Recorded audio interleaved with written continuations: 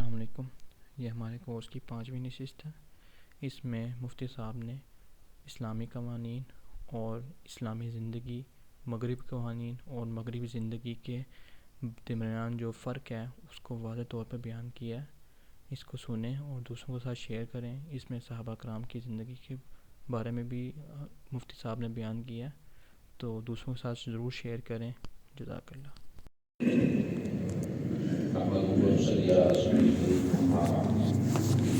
آج اس قربان ہے اسلام اور مغربی نظام حیات کی نظریاتی بنیادیں۔ ایک نظام اسلام نے پیش کیا ہے زندگی گزارنے کا، اور ایک نظام مغرب والوں نے، یورپ والوں نے، یورپ والے یہود و نصارہ نے زندگی گزارنے کا ایک نظام انہوں نے پیش کیا۔ ایک اسلامی تعلیمات کے اندر ایک نظام ہے۔ دونوں نظاموں کے اندر فرق کیا ہے؟ بنیادی فرق یہ آج سمجھنا ہے۔ بہت سے امتیازی خصوصیات ہیں، بہت سی خصوصیتیں ہیں جو اسلامی نظام زندگی میں ہیں، اور ان خصوصیتوں سے اور ان صفات سے مغرب والوں، یورپ والوں کا نظام زندگی یکسر معلوم اور خالی ہے۔ سب سے بڑی خصوصیت اور اہم خصوصیت جو ہے آسمانی تعلیمات، وحی کی تعلیمات۔ اسلام نے جو زندگی گزارنے کا نظام پیش کیا ہے اس کا تعلق زندگی کے جس شعبے کے ساتھ ہے، ایمانیات کے ساتھ ہو، عبادات کے ساتھ ہو، معاشرت، معاملات اور اخلاقیات کے ساتھ ہو، زندگی کے جس شعبے کے ساتھ بھی اس نظام کا تعلق ہے جو اسلام نے پیش کیا ہے، اس کا براہ راست حاصل کرنے کا ذریعہ وہ آسمانی تعلیمات اور آسمانی وحی۔ اور آسمانی تعلیمات ایسی چیز ہے جس کے اندر پہلے بھی کئی دفعہ عرض کیا ہے کہ ذرہ برابر بھی شاکر رہائش ہے۔ وحی کی تعلیمات میں، قرآنی آسمانی تعلیمات میں، پیغمبر کی تعلیمات میں ذرہ برابر بھی شک کی گنجائش نہیں ہے۔ 100% یقینی معلومات، 100% یقینی علم حاصل ہوتا ہے وحی کے ذریعے سے۔ تو اسلام نے جو نظام زندگی پیش کیا ہے اس نظام زندگی کی بنیاد آسمانی تعلیمات، وحی کی تعلیمات، اور مغرب والوں نے، یورپ والوں نے جو نظام زندگی پیش کیا ہے اس کی بنیاد دو ایسی چیزوں پر ہے جس کا ذکر آپ نے شروع میں پڑھا تھا۔ ایک حواس خمسہ جس کو آپ مشاہدہ کہتے ہیں، اور ایک عقل۔ مشاہدات، تجربات اور عقل، ان چیزوں پر بنیاد ہے اس نظام زندگی کی جو مغرب نے، یورپ نے پیش کیا ہے۔ اور یہ آپ پیچھے پڑھ چکے ہیں شروع میں کہ انسان کے یہ حواس خمسہ، 5 حصے جو علم حاصل کرنے کے لیے دی ہیں، ان کا دائرہ کار بھی محدود اور ان کے اندر خطا بھی، غلطی بھی بہت ہوتی ہے۔ اور عقل، اس کا دائرہ کار محدود ہے، اور عقل کے نظریات میں اتنی خطائیں ہیں کہ یہ تو بالکل واضح بات ہے۔ اس کے لیے کسی دلیل کی ضرورت نہیں۔ آپ آج سے 50 سال پہلے کی سائنس اور آج کی سائنس دیکھ لیں، جو انہوں نے عقل کی بنیاد پر باتیں کی تھی اس دور کے سائنسدانوں نے، آج کی سائنس ان سب باتوں کو جھٹلا رہی ہے۔ اور ایک صدی پیچھے چلے جائیں تو انہوں نے جو اپنے عقل کی بنیاد پر، جو اپنے فلسفہ کی بنیاد پر جو نظریات پیش کیے تھے لوگوں کے سامنے، وہ نظریات آج کی سائنس کو سے جھٹلا رہے ہیں۔ تو ان کے پیش کردہ نظام زندگی کی بنیاد عقل اور مشاہدہ ہوتا ہے، اور اسلام کے پیش کردہ نظام زندگی کی بنیاد وحی ہے۔ یہ سب سے بنیادی اور بڑا فرق ہے ہمارے اسلامی نظام زندگی میں اور مغرب والوں کے پیش کردہ نظام زندگی میں۔ دوسرا فرق یہ ہے کہ جن حضرات کو رسول اللہ صلی اللہ علیہ وسلم نے تیار کیا تھا ان کی آپ علیہ السلام نے مکمل نگرانی، مکمل تربیت فرمائی۔ آپ علیہ السلام کی محنت کے نتیجہ میں ان کا ایمان اور یقین مضبوط ہوا، عبادات میں وہ پختہ ہوئے، ان کے اندر جتنی اخلاقی خرابیاں تھیں سب ختم ہوئیں، برے اعمال، بری صفات، برے اخلاق ان میں سے ختم ہوئے، اور اچھی صفات، اچھے اعمال، اچھے اخلاق ان کے اندر پیدا ہوئے۔ تو رسول اللہ صلی اللہ علیہ وسلم کی محنت کی وجہ سے ان کے اندر جو صفات پیدا ہوئیں وہ زہد، دنیا سے کنارہ کشی، ورع، ایک تقویٰ ہوتا ہے، ایک ورع ہوتا ہے۔ تقویٰ کہتے ہیں حرام چیزوں سے بچنے کا نام، اور ورع اس سے بھی آگے درجے کی چیز ہے۔ ورع کا معنی ہوتا ہے جس چیز میں شبہ ہوا کہ پتہ نہیں یہ حلال ہے یا حرام ہے، اس سے بھی بچنا۔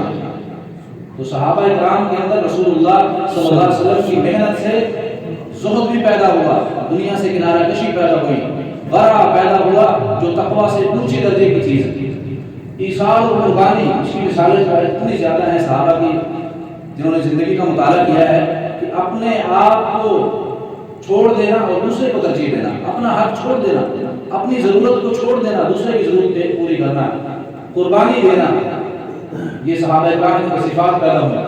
اور خوف خدا کو ان کے اتنا تھا کہ ویسا خوف خدا، ویسا تقویٰ، ویسی پرہیزگاری کسی کے اندر نہیں پیدا ہو سکتی، چاہے وہ کتنے ہی بڑے درجے کا ولی اللہ ہو، جو صحابہ کے اندر خوف خدا اور حکومت اور منصب، عہدہ، اس کی طلب اور حرص صحابہ کرام میں ذرا برابر نہیں تھی، بلکہ بھاگا کرتے تھے، بلکہ اس سے بھاگا کرتے تھے کہ ہمیں ہمارے اوپر منصب اور عہدہ ہمارے اوپر ہمارے ذمہ نہ لگا دیا جائے۔ یہ صفات صحابہ میں پیدا ہوئی، دنیا کی حرص، عہدوں کی لالچ، حرص، طلب، یہ صحابہ میں سے نکل چکی تھی۔ اور ان کو اگر ذمہ داری دے دی جاتی بغیر مانگے، اگر ان کو کوئی عہدہ مل جاتا تھا تو وہ لرزتے رہتے تھے، کانپتے اور ڈرتے رہتے تھے۔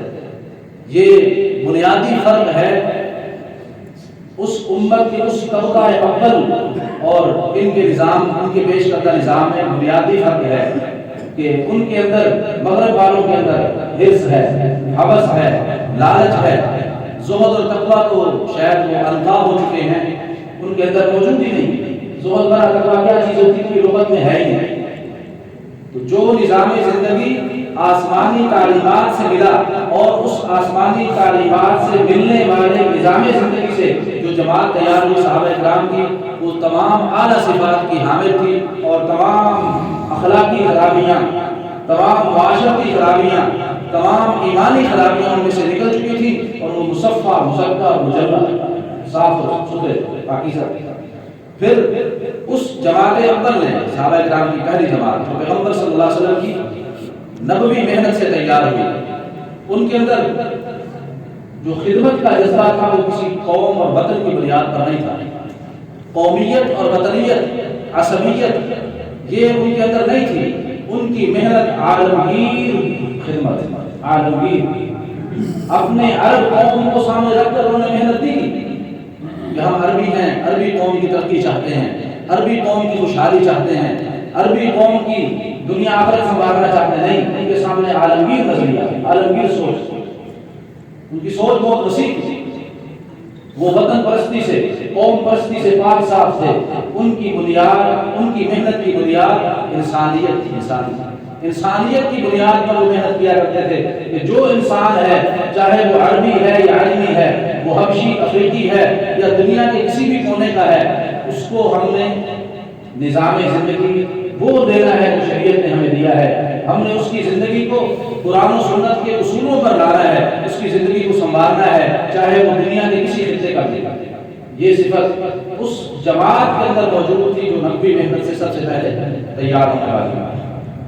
اور پھر ان کی خصوصیات یہ تھی اس جماعت کی کہ دنیا کے جس شعبہ کے اندر بھی ان کو مقرر کیا گیا، دنیا کا کوئی، صحابہ کرام مالیات کے نگران بنے، بیت المال کے نگران بنے، صحابہ کرام گورنر بنے ہیں علاقوں کے، صحابہ کرام والی اور متولی اور حاکم بنے ہیں علاقوں کے، صحابہ کرام قاضی بنے ہیں، صحابہ کرام تاجر بھی تھے، تجارت انہوں نے کی ہے۔ دنیا کے جس شعبہ کے اندر بھی وہ گئے، ان کے پیش نظر دین پہلے تھا، دین پہلے تھا کہ یہ کام جو ہم کر رہے ہیں اس میں دینی تعلیم کیا ہے، اسلامی تعلیمات کیا ہیں۔ تو یہ بنیادی فرق ہیں اس نظام میں جو ہمیں شریعت کی طرف سے دیا گیا ہے اور جو مغرب والوں نے دیا ہے۔ اس کا نتیجہ کیا ہوا کہ صحابہ کرام دنیا کے جس شعبے کے اندر بھی گئے، وہاں پر انہوں نے دین اور اخلاقیات، ان دونوں کو، وہ تاجر بنے تو دین اور اخلاقیات مقدم رکھا گیا۔ دنیا کمائی انہوں نے، صحابہ کرام نے دنیا کمائی اور تجارت کی ہے۔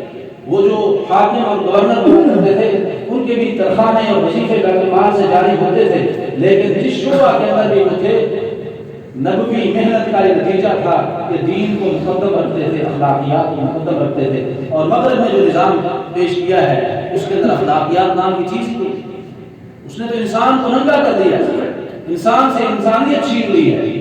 فحاشی اور عریانی اور اخلاقیات کی تباہی اس نظام سے ملی ہے جو یورپ اور مغرب کی طرف سے ہے. یہ بنیادی فرق ہے جو اسلام نے نظام زندگی دیا ہے اور جو یورپ اور مغرب والوں کا. اب اسلامی زندگی، اس کے تمدن، اسلامی تمدن، اسلامی طرز حیات، اس کے اثرات کیا تھے؟ رسول اللہ صلی اللہ علیہ وسلم کی محنت، صحابہ کرام کی محنت اور قربانیوں سے جو اسلامی تہذیب اور تمدن کا ظہور ہوا، وہ ظہور کامل ہوا کہ ہر شعبہ زندگی میں، چاہے اس کا تعلق تجارت کے ساتھ ہو، اس کا تعلق زراعت کے ساتھ ہو یا معیشت کے ساتھ ہو، یا اس کا تعلق حکومت اور سیاست کے ساتھ ہو، ہر شعبہ زندگی میں پورے طور پر اسلامی زندگی کا ظہور ہوا، پورے طور پر. صحابہ کرام کی تاریخ پڑھیے، کوئی زندگی کا شعبہ ایسا نہیں ہے جس میں صحابہ کرام نے قدم رکھا ہو اور اس کو صحیح اسلامی نہج پر کر کے نہ دکھایا، صحیح اسلامی طرز پر اس کو چلا کر نہ دکھایا. بہت سے شعبہ زندگی ہیں، معیشت، تجارت بھی ہے، حکومت بھی ہے، قاضی کا منصب بھی ہے.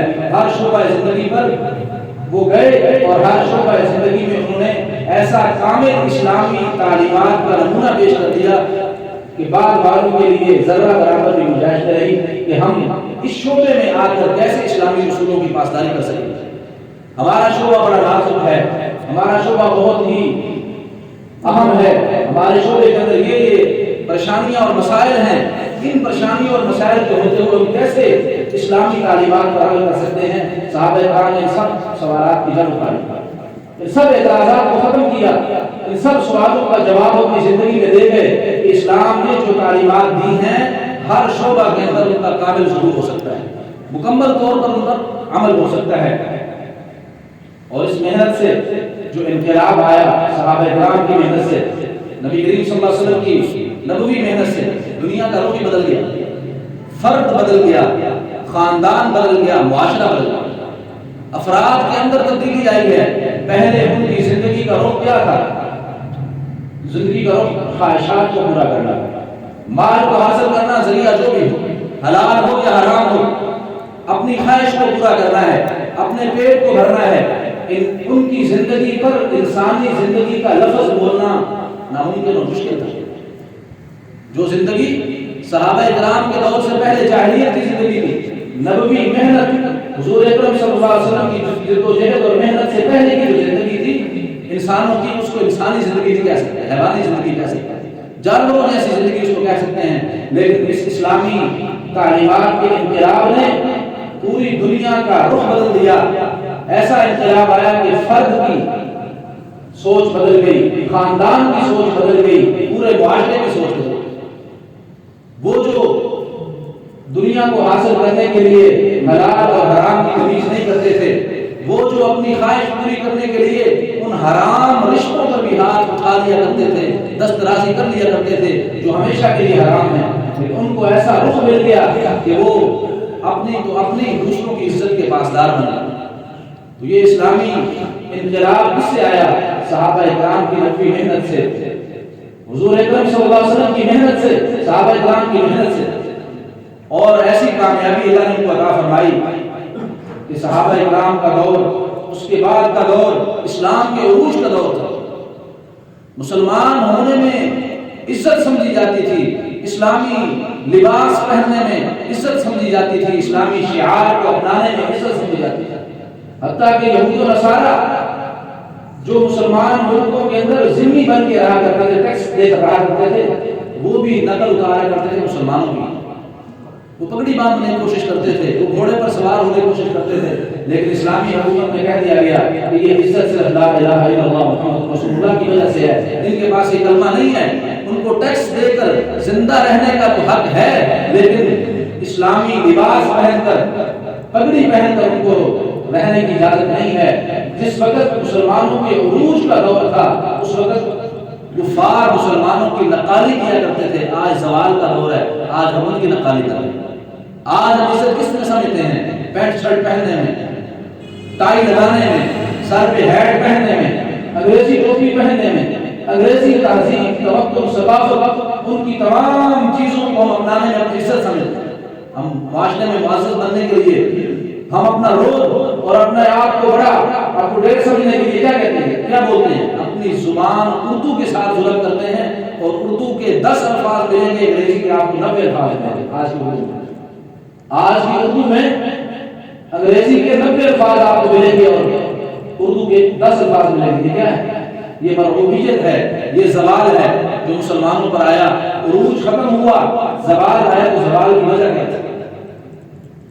مسلمانوں پر جو موجودہ زوال ہے، اس دور میں مسلمان عزت نہیں ہے، بلکہ یوں کہا جائے تو جھوٹ نہیں ہوگا کہ دنیا میں اگر کسی قوم کا نام مظلوم ہے تو مسلمان ہے، دنیا میں اگر کوئی قوم پس رہی ہے تو اس کا نام مسلمان، دنیا میں اگر کوئی قوم رسوا ہو رہی ہے تو اس کا نام مسلمان ہے۔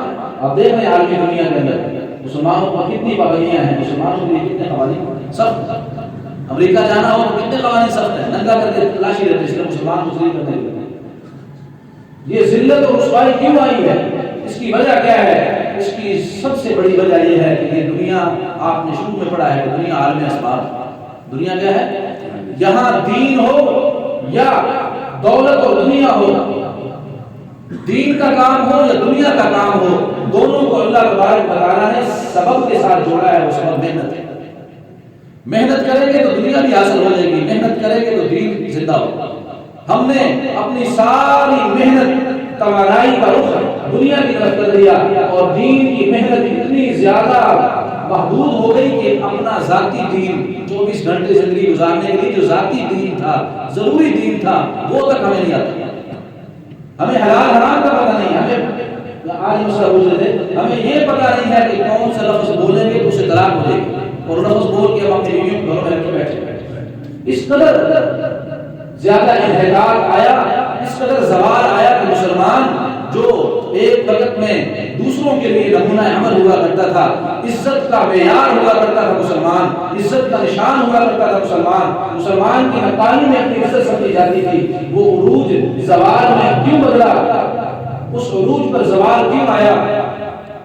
سوال یہ لوگوں کے ذہن میں آتا ہے کہ ہر عروج کو زوال ہوتا ہے، ہر عروج کو زوال ہوتا ہے، لیکن یاد رکھیے دنیا کے بارے میں تو اس کو مان سکتے، دین کے بارے میں دین کو اللہ نے دین کے مقدر میں، اسلام کے مقدر میں اللہ نے زوال لکھا ہی نہیں ہے۔ وہ جو زوال آیا ہے وہ افرادی طور پہ آیا ہے۔ اسلام کو اللہ نے بھیجا اس لیے ہے، وَالَّذِي أَرْسَلَ رَسُولَهُ بِالْهُدَىٰ وَدِينِ الْحَقِّ لِيُظْهِرَهُ عَلَى الدِّينِ كُلِّهِ۔ اللہ نے اپنا پیغمبر اور سچا دین بھیجا اسی لیے ہے کہ اس کو غلبہ دے، اس کو عروج دے، اس کو ترقی اور کمال دے۔ تو یہ زوال جو آیا ہے یہ افراد کے اندر زوال ہے۔ افراد میں زوال کیسے آیا کہ صحابہ کرام نے کیا کیا تھا؟ صحابہ کرام نے جس سے ان کو عروج ملا، میں نے پیچھے بتایا کہ دنیا کے جس شعبے کے اندر گئے دین کو مقدم رکھا، اخلاقیات کو مقدم رکھا، نبوی تعلیمات کو مقدم رکھا، تو ساری دنیا اللہ نے ان کے لیے مسخر کر دی۔ اللہ نے ان کو عزت کا وہ مقام، عروج اور ترقی کا وہ مقام عطا فرما دیا جو مادی اسباب کو اختیار کرنے کے ساتھ کبھی حاصل نہیں ہو سکتا۔ مادی اسباب پر ہماری نظر ہے، مادے پر ہماری نظر ہے، اسباب پر ہماری نظر ہے، لیکن یاد رکھنا چاہیے دین کو ہم پھیلانے کے لیے، دین کی ترویج کے لیے، دین کی اشاعت کے لیے جب تک صحابہ کرام والا طریقہ اختیار کریں گے دین کو عروج نہیں ملے گا، مسلمانوں کو عروج نہیں ملے گا۔ صحابہ کرام نے کوئی یہ نہیں کہ بہت ساری ایجادات کر لی تھی، بہت سے اکتشافات، اختراعات، بہت سی ایجادات بنا لی تھی صحابہ کرام نے جس وجہ سے دین کو ترقی ہو نہیں، یہ ایجادات بعد کے دور کی باتیں ہیں۔ صحابہ کرام نے دین کی محنت کو مقدم رکھا تھا شعبے میں، دین کی تعلیمات کو مقدم رکھا تھا شعبے میں، جس وجہ سے اللہ نے ان کو عروج عطا فرمایا، ترقی عطا فرمائی۔ اب بھی اگر مسلمان دوبارہ وہ کھویا ہوا مقام، عزت، عروج اور ترقی حاصل کرتے ہیں تو صحابہ کرام کی جدوجہد، صحابہ کرام کی محنت کو اپنانا ہوگا، اس سبب کو اختیار کرنا ہوگا۔ وہ سبب دین کی محنت ہے، وہ سبب دین کی اشاعت ہے، وہ سبب دین کی دعوت ہے کہ دنیا کے جس شعبے میں جاؤ تم مسلمان پہلے ہو، تاجر بعد میں ہو، تم حاکم اور قاضی بعد میں بنو، مسلمان پہلے بنو۔ تم جس شعبے کے اندر بھی بن جاؤ، تم پولیس کے افسر بن جاؤ، تم فوج کے افسر بن جاؤ، تم بڑے چیف جسٹس بن جاؤ، یہ عہدہ تمہارا بعد میں ہو، مسلمان ہونا تمہارا پہلے ہو۔ جب یہ چیز ہوگی تو خود بخود دین ترقی کرے گا، خود بخود دین مسلمانوں کو عروج ہوگا۔ مسلمان ترقی کی طرف جائیں گے اور صحابہ اکرام کا دور واپس آئے گا۔ اور یہ اللہ تبارک و تعالیٰ نے رکھا ہے، اور یہ اللہ تعالیٰ ظاہر کریں گے، ظاہر کرتے بھی رہے، نمونہ اس کا دکھاتے رہے ہر دور میں۔ آج کے گئے پچھلے دور میں بھی اللہ نے نمونہ اس کا دکھایا۔ اللہ تعالیٰ دوبارہ اسلامی نظام کو اس ترقی کے دور میں، اس برق اور بھاگ کے دور میں اللہ تبارک و تعالیٰ اسلام کا عروج آج بھی دکھا سکتا ہے، اللہ دکھا۔ تو جب مسلمان صحابہ اکرام والی محنت کو، جد و جہد کو اختیار کریں گے تو عروج مل جائے گا۔ اب جو سمجھنے کی بات ہے وہ یہ ہے کہ علوم کی بنیاد پیچھے آپ نے پڑھ لیا ہے کہ ہمارے پاس علم کی بنیاد، ہمارے پاس مسلمانوں کے پاس علم کی بنیاد کیا ہے؟ مضبوط یقینی بنیاد آسمانی تعلیمات ہے۔ اب ہم نے سمجھنا یہ ہے کہ مغربی تہذیب، مغربی ثقافت، ان کے علم کی بنیاد کیا چیز ہے اور ہمارے علم کی بنیاد کیا چیز ہے؟ ہمارے پاس کون سا علم ہے جس کی بنیاد پر ہمارا یہ نظام زندگی قائم ہے، اور ان کا علم کون سا ہے جس پر ان کا نظام زندگی قائم ہے؟ ہمارے پاس علم وہی ہے، وہ بتا دیا گیا، اور مغرب والوں کے پاس، یورپ والوں کے پاس وہ کیا ہے؟ عقل اور حواس۔ عقل اور حواس، ان کے نزدیک مذہب کی کوئی حیثیت نہیں ہے۔ مذہب اور وحی والی چیز کو درمیان سے نکال دیا ہے۔ مذہب کا خانہ ان کا خالی ہے، ان کے پیش نظر صرف عقل اور حواس کے ذریعے سے جو چیز معلوم ہوتی ہے اسی میں ترقی کرنا، اسی کو بڑھانا، یہ ان کے علوم کی بنیاد ہے۔ فلسفہ اور سائنس یہ کیا چیز ہے؟ مشاہدات، تجربات اور عقل کے فیصلے۔ سائنس یہی چیز ہے بس، جو مشاہدات میں آتا ہے، جو تجربات میں آتا ہے، جو عقل سے محسوس ہوتا ہے، اس کو بنیاد بنا کر فیصلہ کرنا، یہ سائنسی ترتیب ہے۔ تو مغرب والوں نے جس چیز کو اختیار کیا ہے وہ مشاہدہ اور تجربہ کو اختیار کیا ہے۔ اس کی بنیاد پر انہوں نے دین بھی حل کرنا چاہا، دنیا بھی حل کرنی چاہیے۔ اسی کی بنیاد پر انہوں نے اپنی تجارت، اپنی معیشت، اپنی زراعت، دنیا کے ہر شعبے کو، اس کی دنیا کے ہر شعبے کی، زندگی کے ہر شعبے کی معلومات حاصل کرنے کے لیے بنیاد انہوں نے عقل کو اور حواس سے حاصل ہونے والے مشاہدے اور تجربے کو بنایا، اور مذہب اور آسمانی تعلیمات کو بالکل درمیان سے نکال دیا۔ جب مذہب درمیان سے نکل جائے تو پھر تباہی ہے، اخلاقی تباہی بھی ہے۔ یہ دو تباہی ہوتی ہیں، ایک مادی تباہی جو آنکھوں سے نظر آتی ہے، اور ایک معنوی تباہی، ایک روحانی تباہی جو محسوس نہیں ہوتی۔ روحانی تباہی بھی ہوئی اور مادی طور پر بھی تباہی ہوئی۔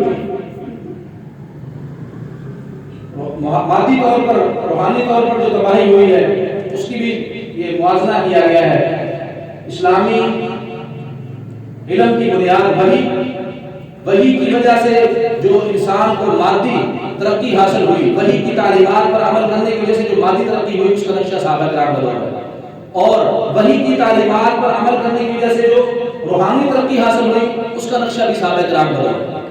تو روحانی ترقی بھی صحابہ کو وہ حاصل ہوئی کہ وہ انتہا کو پہنچے، روحانی ترقی، اخلاقیات سب سے اعلیٰ، آداب و صفات سب سے اعلیٰ، اور مادی اعتبار سے بھی اس حد تک گئے کہ اللہ تبارک و تعالیٰ نے اس وقت کی دو بڑی طاقتیں قیصر و کسریٰ ان کے لیے مسخر کر دی۔ یہ مادی ترقی تھی، یہ اللہ تبارک و تعالیٰ نے کو دنیا کی ساری دولت، سارا سرمایہ، ساری زمینیں اللہ تبارک و تعالیٰ نے ان کے لیے مسخر کر دی، ان کے قدموں میں ڈالی۔ تو مادی ترقی، ظاہری ترقی، اور روحانی ترقی، اخلاقیاتی ترقی، یہ دونوں میں نمونہ اور مثال صحابہ کرام کا ہوتا ہے۔ وہ مادی اعتبار سے بھی ترقی پر تھے، وہ روحانی اعتبار سے بھی ترقی پر تھے، اور بنیاد کیا تھی مادی ترقی کی، روحانی ترقی کی؟ بنیاد آسمانی تعلیمات، نبوی تعلیمات۔ صحابہ کرام نے کوئی یورپی قانونوں پر، اصولوں پر عمل کر کے مادی ترقی نہیں کی تھی۔ ان کے اخلاق درست، کوئی یورپی اور یونان، اس وقت یونان کا فلسفہ تھا، یونانی تعلیمات پر عمل کر کے انہوں نے اپنے اخلاقیات کو، اپنے نفس کو مہذب نہیں بنایا، انہوں نے وحی کے ذریعے سے سب کچھ حاصل کیا۔ لیکن مغرب کی بنیاد، مغرب نے دھوکہ کھایا، ٹھوکر کھائی یورپ والوں نے۔ انہوں نے سمجھا کہ ہم وحی کو درمیان سے نکالیں گے تو ہمیں ہر میدان میں ترقی ہوگی، وحی کی قید سے ہم آزاد ہوں گے، آسمانی تعلیمات کی قید سے ہم آزاد ہوں گے تو ہماری دنیا بھی بنے گی اور ہمارا مقام اور عزت بھی بنے گی۔ آخرت کا نظریہ تو خارج درمیان ہے۔ جب وحی کو درمیان سے نکال دیا تو بنیاد صرف عقل اور حواس اور مشاہدات۔ تو مغربی تہذیب میں اب یہاں سوال پیدا ہوتا ہے کہ جب عقل اور حواس ان دونوں چیزوں کو سامنے رکھا گیا اور وحی کو درمیان سے نکال دیا گیا تو وہی سوال دوبارہ ہو گئے، وہ جو آپ نے شروع میں پڑھے تھے کہ کائنات کیسے پیدا ہوئی، اس کائنات کا انجام کیا ہونے والا ہے، انسان وجود میں کیسے آیا اور اس کے وجود میں آنے کا مقصد کیا ہے، اور انسان کا برتاؤ دوسروں کے ساتھ، انسان کا فرد کے ساتھ برتاؤ، انسان کا خاندان کے ساتھ برتاؤ، انسان کا باقی انسانوں کے ساتھ برتاؤ، ملکی سطح پر بین الاقوامی سطح پر انسان کا برتاؤ کیسا ہونا چاہیے۔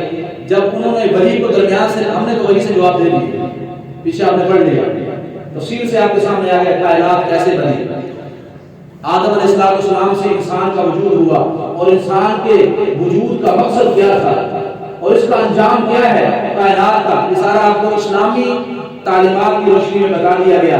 اب یہی سوالات ان فلسفیوں اور سائنسدانوں پر ہوئے جنہوں نے وحی کو درمیان سے نکال دیا، آسمانی تعلیمات کو درمیان سے نکال دیا، تو سوال ہوا کہ انسان تخلیق کائنات کیسے ہوئی، تو جواب وہی عقل کے ذریعے سے، مشاہدات کے ذریعے سے دیا گیا کہ دھماکہ ہوا اور کائنات خود بخود پیدا ہو گئی۔ اور انسان کیسے پیدا ہوا، پہلے یہ درخت کی شکل میں تھا، نباتات کی شکل میں، نہ پہلے جمادات کی شکل میں تھا، جمادات پتھر پہاڑ، جمادات سے نباتات بنا، نباتات سے حیوانات بنا، حیوانات سے انسان بنا۔ ڈارون کا نظریہ ارتقاء کا نظریہ، یوں ترقی کرتے کرتے کرتے انسانی شکل میں آیا ہے، تو یوں انہوں نے جواب مفروضہ گھڑ لی۔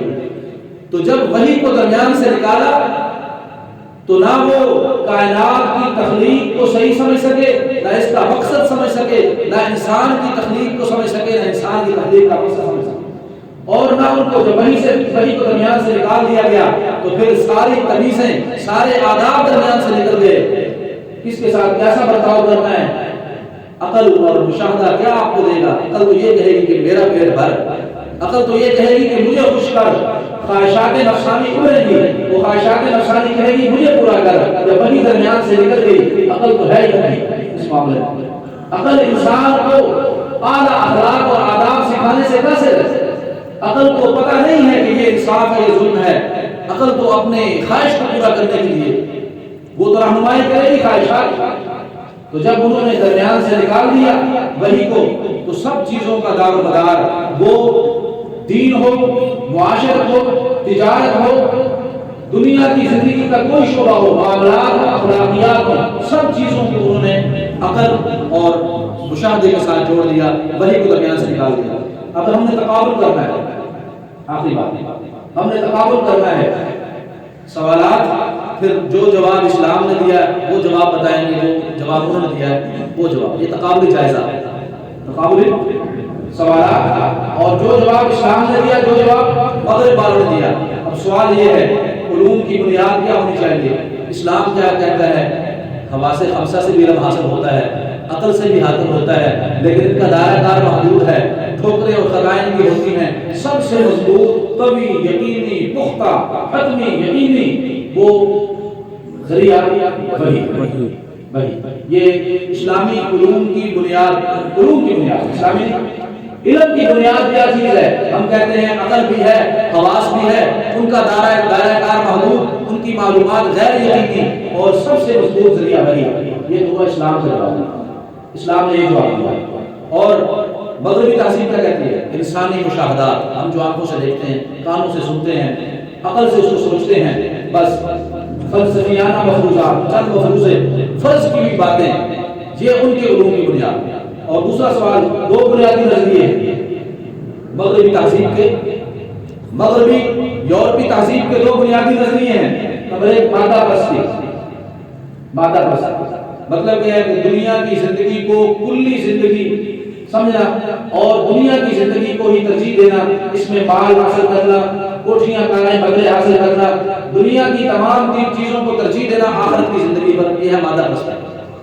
دنیا کی تمام چیزوں کو آخرت پر ترجیح لینا اور دنیا کو اختیار کرنا، آخرت کو یکسر بھول جانا، یہ ہے مادہ پرستی کی مغربی تہذیب۔ اور دوسری بنیادی چیز عقل پرستی، کہ جو چیز عقل میں ہے بس اس کو دو، جو عقل میں نہ آئے۔ اب مغیبات میں نے آپ کو مثال دے کر سمجھایا تھا، قبر کی مثال دی تھی۔ قبر ہمارے سامنے کھلتی ہے، وہاں پر حواس خمسہ جواب دے جاتے ہیں، عقل جواب دے جاتے ہیں کہ یہاں تو کچھ بھی نہیں ہے، خالی قبر پڑی ہے، اور تم کہتے ہو کہ یہ جو جنت کا باغیچہ ہے جہنم کا گڑھا ہے۔ نہ تو ہمیں یہاں باغیچہ نظر آیا، نہ جہنم کا گڑھا نظر آیا۔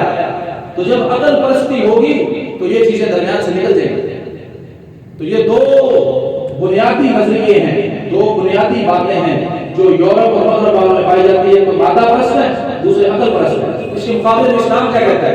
اسلام کہتا ہے اللہ اور اس کے رسول کی اطاعت کلی، اللہ اور اس کے رسول کی اطاعت، اور دنیا پرستی کے بجائے آخرت کی ترغیب دی گئی ہے۔ آخرت کی طلب رکھو دل کے اندر، آخرت کو کامیاب بنانے کی محنت اور کوشش کرو، اور دنیا سے کیا فرمایا؟ اذهب فی الدنیا، دنیا میں زاہد بن کے رہو، کنارہ کشی اختیار کرو دنیا سے، دنیا بقدر ضرورت اختیار کرو۔ یہ تعلیم دی گئی۔ تیسری بات، تخلیق کائنات کیسے ہوئی؟ تخلیق کائنات کس طرح ہوئی؟ اسلام نے کہا ہے کہ اس کائنات کا وجود ایک ذات نے بخشا ہے، اور اس ذات نے ایک وقت تک اس کو بنایا ہے، اسی کے امر سے یہ کائنات فنا ہو جائے گی، اس کے آگے اور جہاں۔ اسلام نے جواب دیا، اللہ کے حکم سے یہ کائنات بنی ہے، اللہ کے حکم سے وجود میں آئی ہے، اور اللہ کے حکم سے اس نے ایک فنا ہو جانا ہے، اس کے بعد ایک نیا دور شروع ہو اخروی۔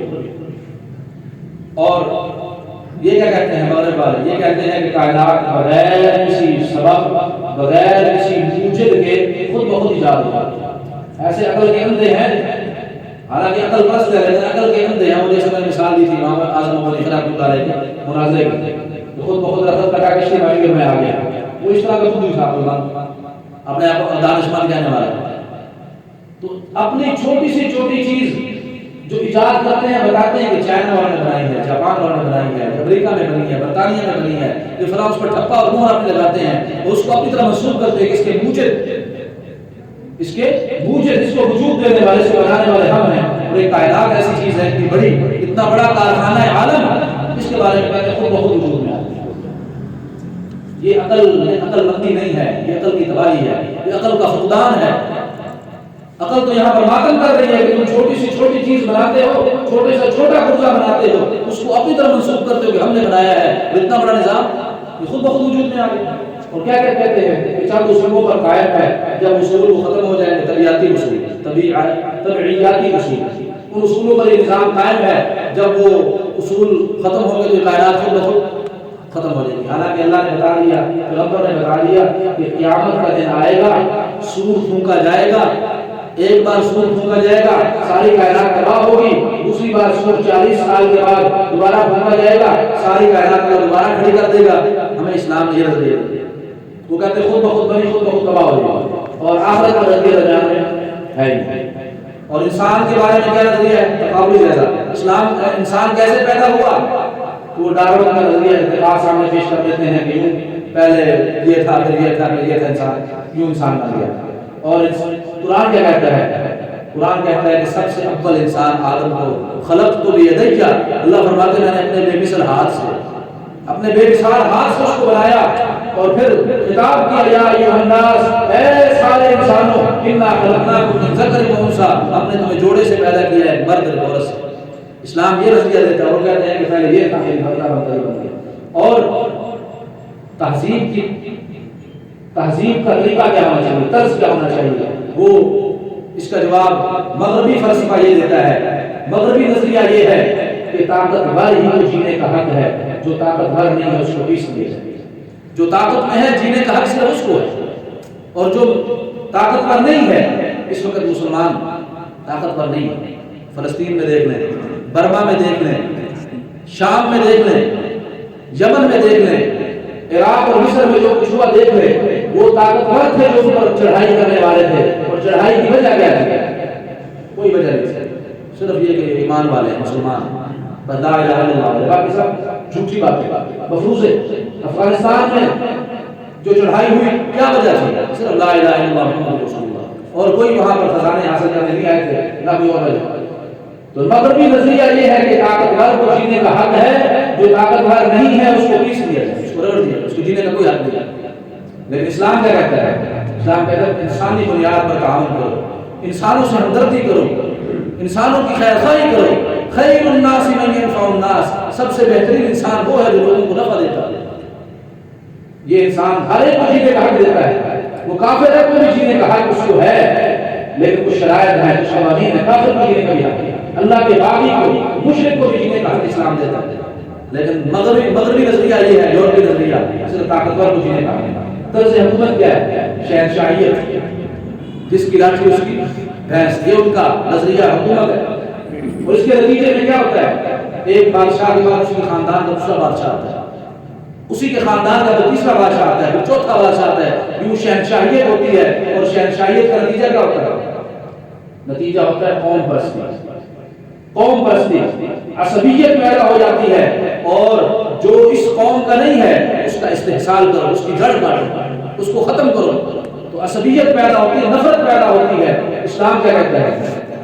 امرهم شورا بینہم، معاملہ تمہارا شورا کے ساتھ ہو، مشورے کے ساتھ ایک خلیفہ منتخب کر لو، اس کے ہاتھ پر بیعت کر لو اور اس کے حکم کے مطابق چلو۔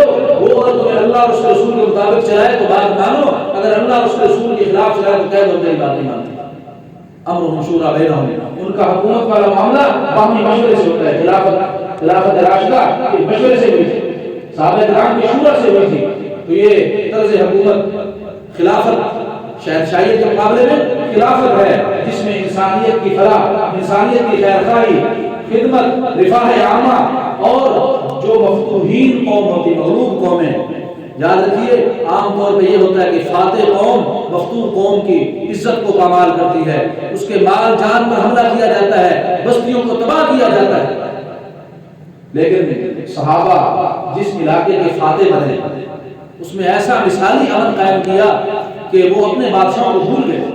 وہ زبان سے کہنے لگے تھے کہ بادشاہ تو ایسے ہوتے ہیں، حاکم تو ایسے ہوتے ہیں، ہمارے بادشاہ تو ہماری عزتوں کے پہلے تھے، ہمارے بادشاہ تو ہمارا خون چوسنے والے تھے، انہوں نے جو حکومت قائم کی ہے ہماری عزت محفوظ ہے، ہمارے بازار اور دکانیں محفوظ، دکانیں کھلی چھوڑ کے چلے جایا کرتے تھے، کسی کی ضرورت نہیں ہوتی تھی۔ آج تالے لگانے پڑتے ہیں، مسلمانوں کے اندر رہتے ہوئے تالے لگانے پڑتے ہیں۔ وہ طرز حکومت ایسا تھا کہ جس میں ہمدردی تھی، جس میں خیر خواہی تھی، جس قوم کو آپ نے فتح کر لیا ہے، اس کا مطلب یہ نہیں کہ اس کی جان مال سے تعلق کے ساتھ کھیلو، بلکہ اس کو تحفظ دیا جاتا ہے۔ اور انسان کا مقصد کیا ہے؟ انسان کا مقصد کیا ہے؟ اسلام نے تو صاف صاف کہہ دیا کہ یہ بندہ ہے، انسان کیا ہے؟ عبد ہے، اور عبد کا کام کیا ہے؟ عبدیت اور بندگی کرنا۔ اور مغربی تہذیب نے کیا کہا؟ انسان کا مقصد آزادی ہے۔ اب آزادی کا دامن کا کھلا ہے کہ آپ سمیٹ نہیں سکتے، آزادی کی کھلی ہے کہ اس کو آپ قابو نہیں کر سکتے۔ آزادی، ہر قسم کی آزادی، مذہب کے معاملے میں آزاد ہے، کسی پر ایمان رکھے نہ رکھے آزاد ہے، کوئی اعمال کرے نہ کرے آزاد ہے، مذہبی آزادی۔ جو مذہب چاہے، جو دھرم چاہے، جو دین چاہے قبول کر لے، کسی پر کوئی پابندی نہیں، مذہبی آزادی۔ دین کے بارے میں، اخلاقیات کے بارے میں، تہذیب اور ثقافت تمدن کے بارے میں کوئی تعلیم نہیں، آزادی۔ عقیدہ آزاد، مذہب آزاد، اور ادب کی آزادی۔ ادب کہتے ہیں جسے یہ صحافت ہوتی ہے، یہ ادب کا میدان ہے۔ صحافت، کالم نگار، بیان کرنے والے، صحافی، ادیب، ادب کے اندر بھی آزادی ہے، اظہار رائے کی آزادی ہے۔ چاہے بڑی سے بڑی شخصیت کے بارے میں اظہار رائے کر کے اس کی توہین کر دو، اس کی عزت پامال کرو، اس کے ماننے والوں کے جذبات کو مجروح کرو، یہ آزادی ہے، یہ رائے کی آزادی ہے۔ جنسی آزادی، اپنی جنسی خواہش کو پورا کرنے میں تو پورے کے پورے جانور ہو، جیسے جانور کو پرواہ نہیں ہوتی ماں بہن کی، جانور کو پرواہ نہیں ہوتی کوئی دیکھ رہا نہیں دیکھ رہا، جانور کو پرواہ نہیں ہوتی کہ مذکر ہے مؤنث ہے، نر ہے مادہ ہے۔ جنسی خواہشات میں آزادی، یہ ان کی تہذیب۔ اور صنفی آزادی، انسان کی دو صنف ہیں، انسان کی دو صنف ہیں، ایک مرد اور ایک عورت، یہ دو صنفیں ہیں۔ عورت کو کہا جاتا ہے صنف نازک، صنف کمزور، صنف کمزور۔ صنف کمانے کس ہوتا ہے؟ انسان کی دو قسمیں ہیں، ایک انسان مرد، ایک انسان عورت۔ تو شریعت نے دونوں کے الگ الگ احکام، دونوں کی الگ الگ حدود قائم کی. اور مغرب میں کیا ہے؟ صنفی آزادی ہے. وہ مرد ہے یا عورت ہے، دونوں شانہ بشانہ چلیں، دونوں آزاد ہیں. بازار میں آ کے دکان کھولیں، ملازمت کریں، محکموں کے اندر بھرتی ہو جائیں، انسان مردوں کے برابر. جنسی آزادی، یہ جس کے اندر کیا ہے، اس سے کیا ہوا، اس کا نتیجہ کیا ہوا مغرب کے اندر؟ مغرب میں شاید 10% ایسے بندے ہوں جو کہہ سکتے ہیں کہ میرے ماں باپ یہ، وہ بھی زیادہ مسلمان ہی ہوں گے. ورنہ جو یہود و نصارہ میں سے کسی کو اپنے ماں باپ نہیں پتا، کسی کو اپنے ماں باپ نہیں پتا، اپنے ماں باپ کو. یہ ہے ان کی آزادی کا نتیجہ کہ وہ مذہبی آزادی، عقیدے اور مذہب کی آزادی، ادب کی آزادی، جو مرضی کہتے رہو کوئی پوچھنے والا نہیں. جنسی آزادی، اپنی خواہش جیسے مرضی پوری کرو. لیکن انسان کو کہا گیا کہ تو آزاد نہیں ہے، تو غلام ہے، تو بندہ ہے، مالک ہے. وہ تیرا آقا ہے، اس پر تو پابند ہے، سر سے لے کر پاؤں تک پورا جسم اس کی امانت ہے، اس کے بتائے ہوئے اصولوں کے مطابق چلنا ہے. تو آزاد نہیں، تو پابند ہے. تیرے اوپر کوئی ادار ہے، تیرے اوپر پابندیاں ہیں. آنکھ تجھے دی گئی ہے، پابندی لگائی گئی کہاں استعمال کرنا، کہاں نہیں کرنا. کام تجھے دیے گئے، پابندی لگائی گئی کہاں استعمال کرنا، کہاں استعمال نہیں کرنا. اور ادب کی آزادی کے مقابلے میں انسان نے، اسلام نے عقیدے اور مذہب کی آزادی کے مقابلے میں اسلام نے کہا ہے کہ توحید پر ایمان رکھو، رسالت پر ایمان رکھو، یوم آخرت پر ایمان رکھو. اس ایمان کے تم پابند ہو. مذہب میں تم عقیدے میں آزاد نہیں ہو، ادب میں تم آزاد نہیں ہو. تمہارا ادب ہونا چاہیے فلاح کے لیے، تمہارا ادب علم ادب ہونا چاہیے رہنمائی کے لیے، صحیح تعلیم کے لیے، دوسروں کی اصلاح کے لیے، تنقید کے لیے، دوسروں پر ہٹ کرنے کے لیے، توہین کے لیے تمہارا ادب نہ. اور صنفی آزادی کے مقابلے میں شریعت نے دائرہ کار بتایا ہے کہ الرجال قوامون علی النساء، مرد حاکم ہے عورتوں پر. مردوں کو اللہ نے حاکم بنایا ہے، عورتوں کو ان کے مقام بنایا ہے. آزاد کر کے دونوں کو برابر ایک لائن میں کھڑا نہیں کیا، دائرہ کار رکھا ہے ذمہ داری کا. اور جنسی آزادی کو کے لیے حیوان نہیں بنایا، جانور نہیں بنایا، بلکہ نکاح کی اجازت دی ہے کہ نکاح کرو، اپنی خواہشات کو اپنی بیوی سے پوری کرو. اور تعلیمی آزادی کہ جو چاہے حاصل کرو، جو چاہے سیکھو. اور مقصد کیا ہے؟ اس کو سیکھ کر دنیا کمانا، نوکری، ملازمت، بڑا عہدہ حاصل کرنا. اور اسلام نے کہا کہ تعلیمی آزادی نہیں ہے، تعلیم ہے قرآن و سنت کی تمہارے لیے. اصل تعلیم قرآن و سنت کی ہے. اور اس کا مقصد کیا ہے؟ انسانی شرافت حاصل کرنا، انسانی عظمت کو حاصل کرنا، انسان کی تربیت کرنا. اور انسانی حقوق، سوال ہے انسانی حقوق کیسے پورے کرنے ہیں؟ انہوں نے خود ساختہ حقوق بنا دیے، خود ساختہ حقوق اپنے بنائے ہوئے. حقوق کیسے ہیں کہ کتے کو تو حق یہ ہے کہ اس کو نہلایا بھی جاتا ہے، اس کو غسل دیا جاتا ہے، اس کی جگہ کا خیال کیا جاتا ہے، اس کا پاخانہ تک دھویا جاتا ہے. لیکن ماں باپ کی طرف کوئی نگاہ نہیں. بوڑھے ہوتے تو اولڈ ہاؤس میں جمع کروا. یہ انسانی حقوق ہے.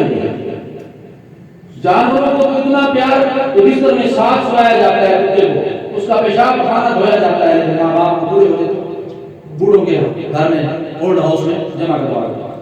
لیکن اسلام نے انسانی حقوق وہ دیے ہیں کہ انسان کو اس کا صحیح مقام دیا ہے، انسان کو اس کی انسانیت بحال کر دی ہے. پہلے وہ جانور بن چکا، اس کے وہ حقوق دیے ہیں کہ ایسے حقوق کو دیکھ سکتے. اور اجتماعی زندگی کیا ہے؟ اجتماعی زندگی یہ اجتماعی زندگی میں لادینیت، سیکولر دھرم کہ تم آزاد ہو مذہب میں، کسی کے پابند نہیں ہو. انسان شریعت نے کہا ہے کہ تم دین کے پابند ہو، دین کی اطاعت کرنی ہے. اور ایک اور ہے نیشنلزم، وطنیت، اپنے وطن کی، اپنے قومی مفاد کو سامنے رکھنا، بس اپنی قوم کا مفاد، پوری انسانیت کا نہیں. جبکہ اسلام نے کیا کہا ہے؟ وطنیت کے بارے میں تقویٰ کہا ہے کہ تم میں سے سب سے معزز وہ ہے، تم میں سے سب سے پرہیزگار ہے. قوم اور وطن یہ فضیلت کی ترجیح کی بنیاد نہیں ہے، فضیلت اور ترجیح کی بنیاد ان اکرمکم عند اللہ تقواکم، دین اور اخلاق اسلامی تربیت. اور جمہوریت، اجتماعی زندگی کے بارے میں جمہوریت دی ہے اسلام نے، اس کے مقابلے میں خلافت اور حاکمیت الہی دی ہے. اور رہ گیا آخری سوال، نظام معیشت کے بارے میں اسلام نے کہا کہ حلال ذریعہ اختیار کرو، سود نہ لو، رشوت نہ لو. اور تمہارے پاس مال جمع ہو جائے تو اس کو اللہ کے راستے میں خرچ کرو، کبھی صدقے کی شکل میں، کبھی فطرانے کی شکل میں، کبھی نفلی صدقے کی شکل میں، کبھی زکوٰۃ کی شکل میں. یہ نظام معیشت ہے اسلام کا. اور ضرورت سے زائد ہمارے پاس ہو اس میں اثار کر دیں، اس میں اثار کر دیں۔ اس کے مقابلے میں انہوں نے کیا کہا ہے؟ سرمایہ آنا چاہیے، معاشی آزادی، کہ تم پیسہ کماؤ، اس کے لیے چاہے تمہیں ننگا ہونا پڑے، اس کے لیے چاہے تمہیں اپنا جسم فروش کرنا پڑے، اس کے لیے تمہیں چاہے کچھ بھی کرنا پڑے، پیسہ کماؤ، سرمایہ دارانہ نظام۔ اور دوسرا نظام کیپٹلزم۔ دو نظام ہیں، سوشلزم اور کیپٹلزم، جن کا مقصد صرف اور صرف یہ ہے کہ انسان دنیا کمائے، دنیا جمع کرے، مال و دولت کو حاصل کرے، اور مال و دولت حاصل کرنے میں کسی بھی پابندی کا وہ پابند نہیں، کسی بھی قانون کا پابند نہیں۔ اسلام نے اس کے مقابلے میں معیشت کے نظام کو بھی قوانین کے اندر رکھا ہے، انسانی دائرے کے اندر رکھا ہے۔ اللہ تبارک و تعالیٰ ہمیں اسلامی نظام کی قدر کرنے کی توفیق نصیب فرمائے اور ہر شعبے کے اسلامی نظام کو زندہ کرنے کی توفیق نصیب فرمائے۔